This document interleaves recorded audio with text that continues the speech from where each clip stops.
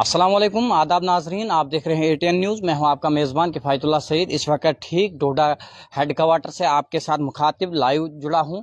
जैसा कि आपको पता है, पिछले 3-4 दिन से जो है पीएचई एम्प्लॉयज़ की जो है जम्मू प्रोविंस में हड़ताल चल रही है, काम छोड़ हड़ताल चल रही है। ठीक मेरे पीछे जो है पीएचई के कुछ डेली विजर हैं जो कि मजबूर हो गए हैं आज फिर से मीडिया में आने को। जैसा कि आपने रात को भी देखा, श्री रविहंस ने जो है जम्मू से एक फिर से 48 आवर की जो हड़ताल है उसको जो है एक्सटेंड कर दिया है। और उसके बाद जो है पवन जी जो कि रियासी के रहने वाले, उन्होंने भी जो है एक बहुत बड़ी बात कह दी है। उन्होंने कहा है कि माता वैष्णो देवी जो है वहां पर भी जो है मजबूर हो गए हैं, जितना भी वो श्राइन बोर्ड का पूरा एरिया है उसको पानी बंद करने के लिए, क्योंकि कहीं ना कहीं श्राइन बोर्ड के जो चेयरमैन हैं वो गवर्नर साहब है, उनको चाहिए कि इसके ऊपर जो है फौरी तौर पर संज्ञान लेना। इसी के ऊपर मैं बात करूंगा, क्योंकि 48 घंटे की स्ट्राइक फिर से एक्सटेंड कर दी गई है। मेरे साथ बात करने के लिए डोडा से हैं सलीम वानी जी और रमेश जी, इनके साथ मैं बात करूंगा आखिरकार ये हड़ताल क्यों जो है कर रहे हैं और क्या इसका पूरा मुद्दा है, क्या मकसद है।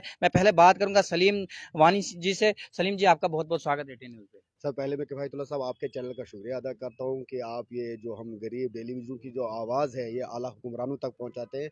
दूसरा जो ये चैनल आपका है ये तो खाली डेली विजन का ही ज़्यादा न्यूज़ ओपन करता है, तो बड़े अफसोस से कहना पड़ता है। आपने देखा होगा कि हमारी काम छोड़ हड़ताल आज 2-4 दिन से चल रही है, जो रात को फिर हमारी जो स्ट्राइक है वो 48 घंटे के लिए बढ़ गई। मतलब कल शाम तक ये स्ट्राइक अब बढ़ गई है। अब बड़े दुख से कहना चाहता है, आपने बड़े चैनलों पे अब आपने भी बड़ी मेहनत की, हर मीडिया वाला इस वक्त हमारी न्यूज़ चला रहा है। मैं थैंक्स हर चैनल को करता हूं, क्योंकि आप इस गरीब आवाज़ जो आवाम है इसकी आवाज़ जो आला हुक्मरानों तक पहुंचाते हैं। तो जैसे सलीम भाई, मैं पहली बार देख रहा हूँ काम छोड़ हड़ताल जो है 48 घंटे की पहले स्ट्राइक दी गई थी। कहीं ना कहीं जो है पहले एनवाईसी एम्प्लॉयज़ ने स्टार्ट किया, उन्होंने 12-13 दिन का जो है प्रोटेस्ट किया जम्मू त्रिकुटा नगर भाजपा कार्यालय के सामने। उनको भी जो है कुछ हासिल नहीं हुआ। गवर्नर साहब ने उनको आश्वासन दिया कि आपको जो है 1 महीने के अंदर अंदर आपका मसला हल किया जाएगा, मगर खबर आ रही है अब यहाँ पर नए गवर्नर आने वाले हैं, मुख्तियार नदवी साहब। तो कहीं ना कहीं गवर्नर मुर्मू ने भी जो है पहले वादे किए थे जम्मू कश्मीर के डेली विजनों से कि आपका मसला हल किया जाएगा।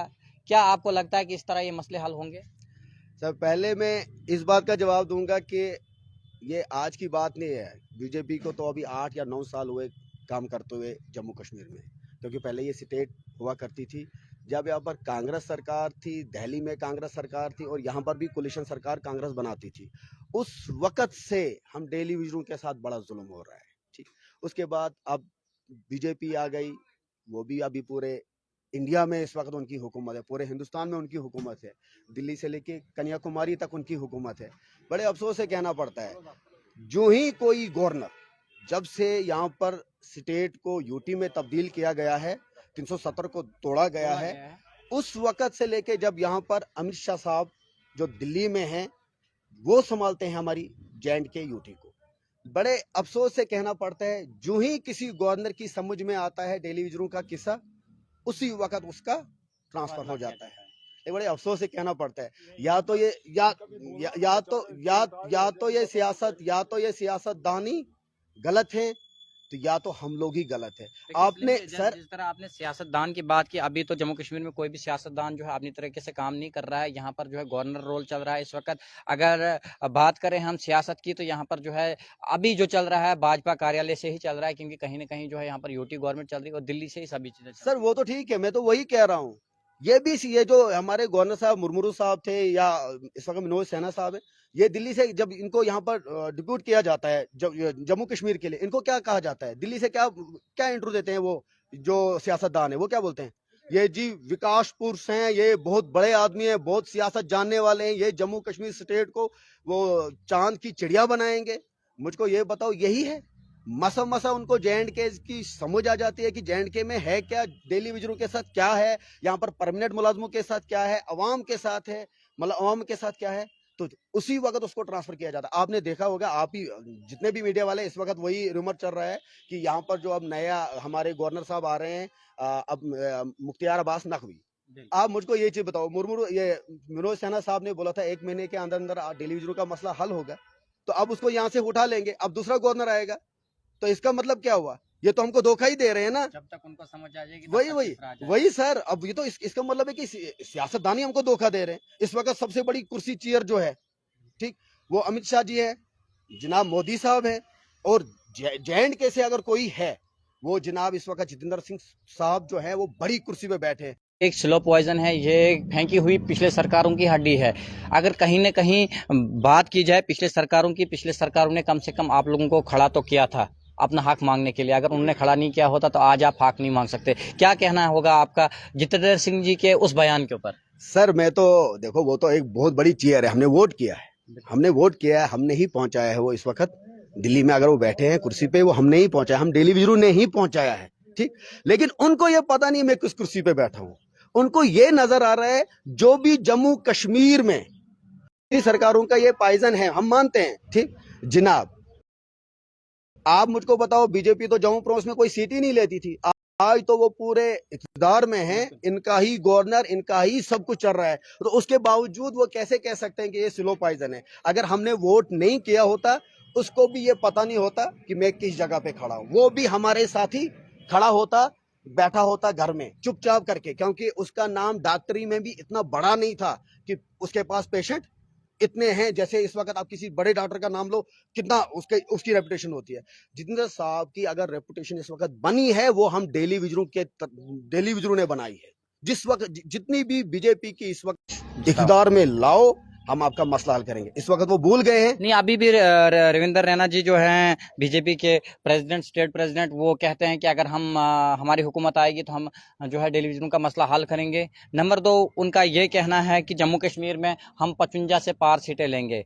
जहां तक 5 लाख लगभग डेली विजिटर जम्मू कश्मीर में है, उसमें एसपीओज की बात करें, आंगनवाड़ी वर्कर्स की बात करें, आशा वर्कर्स की बात करें, बीएसएफ सीएसएफ की बात करें, हम पीएचई की बात करें, हम लगभग जो है 5 लाख से ज्यादा जो है वोट कास्ट होता है। और इसी सब के ऊपर बाद में रमेश जी से भी बात करूंगा, उसके बाद आपके पास फिर आऊंगा। रमेश जी, आपका बहुत बहुत स्वागत है एटीएन में। सर जी, सबसे पहले आपका बहुत बहुत शुक्रिया।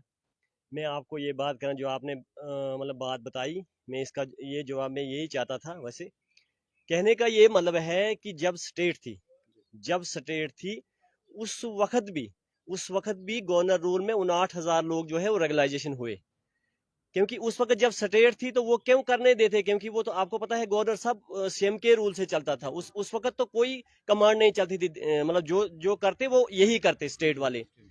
तो उस वक्त भी गवर्नर रूल्स में ही 59,000 डेली वेज रेगुलाइजेशन मतलब उनकी हुई। तो इस वक्त ये बोलते हैं कि नहीं जी हमारे पास जो है हमारे पास हुकूमत नहीं है। आप ये बताओ कि अगर यहाँ पे सीएम भी होगा ना, तब भी पावर दिल्ली की चलेगी, अमित शाह की यहाँ पे चलेगी।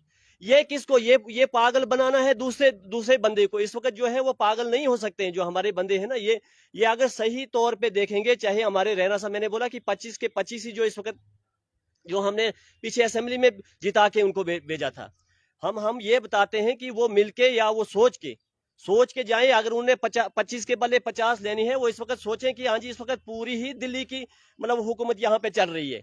और गवर्नर पहले बैरोक्रेसी थे, मतलब क्या बोलते हैं अपने आईएसओ या जो भी है। इस वक्त तो ये विकास पुरुष और उनका ही मतलब सियासी मतलब एक किस्म का लीडर है।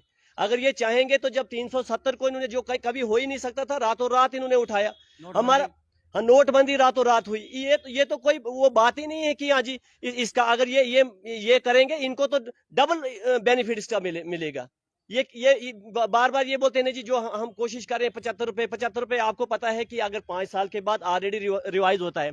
जो 2 साल बोतल तेल की 90 रुपए में मिलती थी, वो आज 220 में मिलती है। जो दालें 80 रुपए में मिलती है, वो 150 रुपए में मिलती है। तो खुद ही आप अंदाजा ये लगाओ कि कितनी महंगाई हो रही है। तो क्या 5 साल में क्या 75 रुपए, वो भी 75 रुपए नहीं, वो कम से कम 177 रुपए थे, 70 रुपए थे। मगर यहाँ पे जब एक यूटी बनाई, तो यूटी के जब बाकी सारे कानून समझो यहाँ पे लग गए हैं, तो मिनिमम वेजेस एक्ट के लिए कौन सी उनकी वो फट रही है। रमेश जी, आपसे जानना चाहूंगा, जिस तरह निर्मला सीतारमन हिंदुस्तान की फाइनेंस मिनिस्टर है, उन्होंने बजट में भी जो है 2 बार अभी तक कहा है कि जम्मू कश्मीर के लिए भी जो है हमने मिनिमम वेजेस का प्रावधान किया है, म्युनिसिपलिटी के लिए किया है, हर उस डेली वेजर के लिए किया है जो इस वक्त लड़ रहा है। तो वो मिनिमम वेजेस अभी तक मुझे ग्राउंड पर कहीं भी नहीं दिख रहा है, नंबर 1।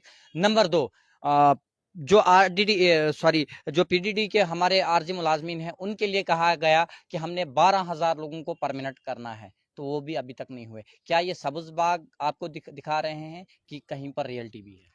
देखो जी, सबसे पहले यह है कि बिजली में पहले भी 381 उनका एसआरओ है, लेकिन हमारा भी 300 रिक्रूटमेंट रूल है।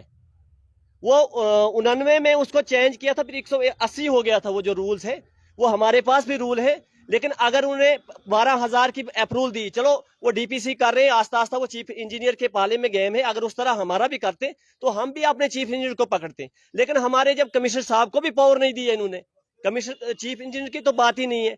इन्होंने एसआरओ 520 को, मतलब जब ये बीजेपी और पीडीपी बनी, उन्हें बनाया। हमें 70-80 हजार रुपए वो उन फाइलों को बार बार कागज बनाने में, मतलब ये इधर से उधर, उधर से इधर, हमने खुद कोशिश की। मैंने कहा, हमारे अफसरों ने भी बेचारों ने बड़ी जी जान से बताया कि चलो भाई आपका मसला होता है। वो सेक्रेटरीट में बेचारी वो फाइलें, वो उनको चूहे खा रहे हैं, वो सड़ रही हैं। इन्होंने बताया जो ही गवर्नमेंट टूट गई, 578 बंदे इंप्रूवमेंट कमेटी में हुए, यूं ही गवर्नमेंट टूट गई तो ब्यूरोक्रेसी ने वो बंद कर दिया। अब बोलते हैं जी वो यूटी बन गई, अब वो बंद हो गया। अब ये बताओ कि अगर ये जमीन हमारी है, अगर ये फला आपके नाम पे लगी हुई है, मेरे नाम के वो कौन सी बात है कि इसकी जब ये मतलब क्या बोलते हैं एसआरओ, मतलब मेरी उस पे लगी हुई जमीन है, वो अगर उसको चेंज करेंगे तो किसी के दूसरे नाम तो लगेगी ना, उसमें दूसरा एसआरओ तो हो सकता है, उसको अमेंडमेंट होगी या कुछ भी होगा। लेकिन जो ही इनको पता ही नहीं चल रहा है कि ब्यूरोक्रेसी हमारी टांगे कैसी मतलब वो कर रही है। सब कुछ जो है इनको कोई पता नहीं होता है, अंदर से ऑर्डर निकलता है, और ये जो है ये आगे इनको बहुत इसकी वो फर्क पड़ेगी। अगर नहीं पड़ेगी ये समझेंगे, लेकिन जब वो इलेक्शन के टाइम आएगा। और इस वक्त हम ये बता रहे हैं कि जो हमारे इस वक्त बेचारे हाई कमांड जो जम्मू में इस वक्त 48 घंटे में इतना मतलब ये बेचारे चल रहे हैं या मेहनत रात दिन कर रहे हैं, उनके साथ जब तक वो बात नहीं करते हैं तब तक हम भी हटने नहीं वाले हैं और वो भी हटने वाले नहीं हैं। एक ऐलान कटरा माता वैष्णो देवी से हुआ है, आपके ही एक डेली विजिट साथी ने किया है। उनने कहा है कि अगर हमें ज़्यादा मजबूर किया जाएगा तो शायद हम माता वैष्णो देवी का जितना भी यहाँ पर भक्त, लगभग एक दिन में 30 से 40 हज़ार का भक्त आता है, और यहाँ पर भी जो है पानी बंद किया जाएगा, और वो जो सारा जिम्मा होगा वो गवर्नर साहब का होगा, क्योंकि कहीं ना कहीं गवर्नर साहब जो है माता वैष्णो देवी जो श्राइन बोर्ड है उसके चेयरमैन भी हैं। तो उनने ऐसा कहा, क्या इन जगहों पर भी आप पानी बंद करेंगे? देखो सर, सबसे पहले मैं ये बताऊंगा कि वो माता जो आपने वैष्णो देवी वो भी बख्शे, और उन एलजी साहब के या समझो इस वक्त बड़ी कुर्सी तो वही है जिसने 1 साल पहले इनके साथ बात की और बोला कि डीडीसी के इलेक्शन के बाद फौरन मैं आपका ये काम करूंगा। तो वो माता देवी वैष्णो जी, वो आपने जो बोला वो भी बख्शे, और वो लोग भी बख्शे जो वो भी ये सोचें कि इन पे क्या गुजर रही है, और उस माता वैष्णो देवी वो भी उसके एलजी के कहीं वो दिमाग में वो डाले कि इनका जो मसला है, ये बेचारे तब से मतलब बड़ी मुश्किलात में है। आपको पता है कि हाँ जी, आपने जैसे बोला पहले सरकारों ने भी लगा, आईटीआई के अलावा किसी को तनख्वाह वो 500 रुपए वो भी नहीं मिलता था। लगा, अगर एक मर्द होगा ना, अगर वो 10 औरतें करे, जब उनको खर्चा ही नहीं देना उसको क्या है। वो पहली सरकारों ने किया, जो पहली आपने सरकार की बात की। तो और उसके बाद ये है कि जो बेचारे रिटायरमेंट होके घरों को चले गए, उनको अगर बाकी नहीं तो जो पिछला बेचारे को 5-5, 6-6 लाख रुपए पेंडिंग बन रहा है, उनको तो वो भी नहीं मिल रहा है। वो बेचारे घर वाले क्या, वो तो दरिया को छलांग लगाने के लिए तैयार हैं। बाकी ज्यादा ना मैं कहते हुए मैं इतना आपको बोलूंगा कि जो हमारे जम्मू में बंदे बैठे हुए हैं, उनके जल्द से जल्द एलजी साहब या जो भी बड़ी कुर्सी है, जब तक उनको रिटर्न में वो तो रिटर्न में नहीं मिलेगा तब तक वो छोड़ने। कल भी उनके साथ कोई मतलब हाई कमांड कौन गया था कौन नहीं, मगर वो बोलते हैं कि रिटर्न में। मगर मैं ये बोलता हूं कि तब तक हमारी हड़ताल पीछे हटने वाली नहीं है। ये एलजी साहब को भी सोचना है, और हमारे जो कमिश्नर या चीफ सेक्रेटरी जो भी हैं उनको भी सोचना है। सलीम जी, आपसे भी जानना चाहूंगा, हड़ताल कब तक रहेगी? आखिरकार लोग इस वक्त बड़े परेशान हैं, चाहे मैं डोडा की बात करूं, भद्रवाह की बात करूं, किश्तवाड़ की बात करूं, जम्मू की खास तौर की बात करूं। जम्मू में इस वक्त जो है जो पारा है गर्मी का बहुत ज्यादा 48 डिग्री से भी जो है ऊपर है, तो लोग जो है परेशान है। कब तक जो है पानी जो है रिस्टोर हो जाएगा इन तमाम जगहों पर? सर पहले तो मैं आपको यही कहूँगा कि आपने कल भी सुना होगा, जम्मू के भी वीडियो वायरल हुए जिसमें कुछ एक्शन, कुछ एडब्ल्यूज, कुछ जेई साहिबान ये कहते हैं कि जो इस वक्त डेली विजर कामचोर हड़ताल पे है वो साइड पे डैमेज कर रहा है। लेकिन हम ये कहते हैं जिन स्कीमों को हमने अपने खून पसीने से लगाया है और जिसके लिए हम गवर्नमेंट के साथ लड़ रहे हैं, क्या हम उन्हीं को नुकसान पहुंचा सकते हैं? तो फिर हम गवर्नमेंट से क्या मांगेंगे? मैं इस इल्ज़ाम को, क्योंकि कल मुझको यहाँ पर, मैं अपने डिवीजन डोडा की बात करूँगा, कल मुझको एडब्ल्यू साहब ने बुला के लाया, उसके साथ मीटिंग हुई और मीटिंग में मुझको बोला गया कि जनाब आपके लड़के जो हैं, जो इस वक्त स्ट्राइक पे हैं, वो साइड पे डैमेज कर रहे हैं, लेकिन मैंने उनको पूरा यकीन दहानी कराई कि हमारे लड़के जो हैं वो काम छोड़ स्ट्राइक पे हैं, वो पीसफुली स्ट्राइक पे बैठे हुए हैं और अपनी साइड पे बैठे हैं। ठीक, क्योंकि फिर मैंने एडब्ल्यू साहब को ये भी कहा कि हम ये काम ना करते हैं, ना करेंगे, ना किसी को बोलेंगे। हाँ, इतना है कि जनाब हमारा डेली वेजर भाई इस वक्त काम छोड़ स्ट्राइक पे है, वो काम नहीं करेगा। अगर आपके पास परमानेंट स्टाफ है, वो अगर चला सकता है वो चलाए, हमें कोई एतराज नहीं है। इसलिए मैं आपके चैनल के माध्यम से भी अपने जो डेली वेजर भाई हैं, चाहे वो पूरे जम्मू प्रोविंस में किसी जगह भी हैं, मैं उनसे यही हाथ जोड़ के रिक्वेस्ट करता हूं, अपनी काम छोड़ गवर्नमेंट जी हूं, जब तक ना उनके साथ कोई बड़ी चेयर बात करेगी, तब तक मैं अपने लीडरों को भी ये यकीन दिलाना चाहता हूं कि जितने भी जम्मू प्रोविंस में डेली विजन हैं, वो इस वक्त आपके साथ शाना बशाना है और आपकी सपोर्ट में है। अपनी स्ट्राइक को तब तक कॉल ऑफ नहीं करना जब तक ना आपके साथ कोई चेयर रिटर्न में लिख कर दे। मैं आपके चैनल से एक बात और कहना चाहता हूं कि जितना भी इस वक्त पीएचई डेली विजर है, उनको मैं हाथ जोड़ के रिक्वेस्ट करता हूं कि वो सब इस वक्त ग्राउंड में उतर के अपनी काम छोड़ स्ट्राइक को पीसफुली कामयाब करें। दूसरी बात एक और मैं कहना चाहता हूं आपके चैनल के माध्यम से, कुछ लोग जो हैं, जो हमारे मतलब गवर्नमेंट के ज्यादा वफादार बनते हैं या अफसरों के ज्यादा वफादार बनते हैं, ठीक, मैं उनसे भी रिक्वेस्ट करता हूं, इस वक्त ये मौका नहीं है किसी का वफादार बनना। आप काम मत करो। आपने देखा होगा कि कल जब एडब्ल्यू के साथ मेरी मुलाकात हुई, उनके साथ मीटिंग हुई, उन्होंने रोटी पदरना, महला, बखना, हांच, मलना, जहां, गुंदना, उदयनपुर, भरत, जिस जगह पे इस वक्त इनको क्राइसिस पड़ रही है, वहां पर सर आपको पता होना चाहिए, वहां पर 4-4, 5-5 किलोमीटर ग्रेविटियां हैं, 10-10 किलोमीटर ग्रेविटियां हैं। ठीक, वो डेली विजर चला रहे थे। इनके 4 या 10 या परमानेंट मुलाजिम वो नहीं चला सकते हैं। वो तो अगर खुद भी डैमेज हो रही हैं, वो तो हम डेली विजरों का ही काम था, हम उनको रेस्टोर करते थे, क्योंकि आपको ये भी पता, आपके यहाँ पानी का काफी प्रेशर होता है, उसकी वजह से भी जी वो जी डैमेज हो जाता है। जी। नहीं, दूसरी एक बात और है, इस वक्त आपने देखा होगा कि जो माल मवेशी है वो ऊपर के लिए अधवारू के लिए जा रहा है। ठीक, वो तो रास्तों में तोड़ देते हैं पानी को। ठीक, वो तो डेली विजर था जो पानी को चलाता था, कहां पहुंचेगा? क्योंकि एक एक ग्रेविटी 5-5, 10 है कि आपके डेली विजर ऐसे करते हैं। लेकिन मैं गवर्नमेंट को ये यकीन दहानी कराता हूं कि हमारा काम